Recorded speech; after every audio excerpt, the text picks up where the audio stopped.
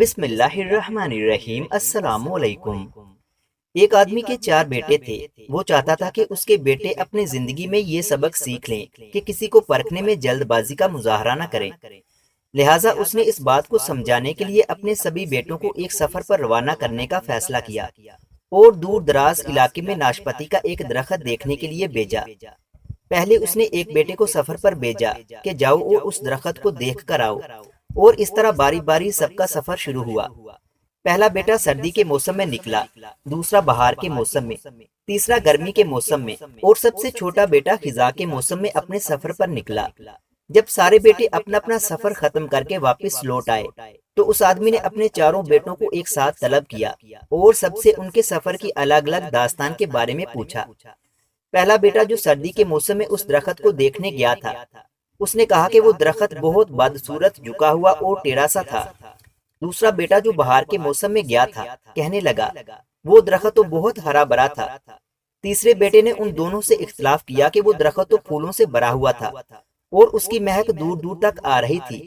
ایسا حسین منظر اس نے پہلے کبھی نہیں دیکھا تھا۔ سب سے چھوٹے بیٹے نے اپنے سب بڑے بھائیوں سے اختلاف ظاہر کیا کہ وہ ناشپاتی کا درخت تو پھل سے لدا ہوا تھا اور اس پھل کے بوجھ سے درخت زمین سے لگا ہوا تھا۔ یہ سب سننے کے بعد اس آدمی نے مسکرا کر اپنے چاروں بیٹوں کی جانب دیکھا اور کہا، تم چاروں میں سے کوئی بھی غلط نہیں کہہ رہا، سب اپنی جگہ درست ہیں۔ بیٹے باپ کا جواب سن کر بہت حیران ہوئے کہ ایسا کس طرح ممکن ہے۔ باپ نے اپنی بات جاری رکھتے ہوئے کہا، تم کسی بھی درخت کو یا شخص کو صرف ایک موسم یا ایک حالت میں دیکھ کر کوئی حتمی فیصلہ نہیں کر سکتے۔ کسی فرد کو جانچنے کے لیے تھوڑا وقت ضروری ہوتا ہے۔ اگر درخت کو تم نے جاڑے کے موسم میں بے رونق دیکھا ہے تو اس کا مطلب یہ نہیں ہے کہ اس پر کبھی پھل نہیں آئے گا۔ اسی طرح اگر کسی شخص کو تم لوگ غصے کی حالت میں دیکھ رہے ہو تو اس کا مطلب یہ ہرگز نہیں کہ وہ برا ہی ہوگا۔ کبھی بھی جلد بازی میں کوئی فیصلہ نہ کرو جب تک اچھی طرح کسی کو جانچ نہ لو۔ کسی کو اسی وقت سمجھا یا پرکھا جا سکتا ہے جب یہ تمام موسم گزر جائیں۔ اگر تم سردی کے موسم میں ہی اندازہ لگا کر نتیجہ اخذ کر لو گے تو گرمی کی ہریالی، بہار کی خوبصورتی اور بھرپور زندگی سے لطف اندوز ہونے سے رہ جاؤ گے۔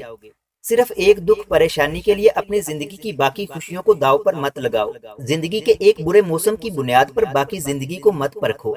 مزید اس طرح کی اچھی اچھی کہانیاں اور واقعات سننے کے لیے ہمارے YouTube چینل علمی روم کو سبسکرائب لازمی کریں۔ ملتے ہیں اگلی ویڈیو میں۔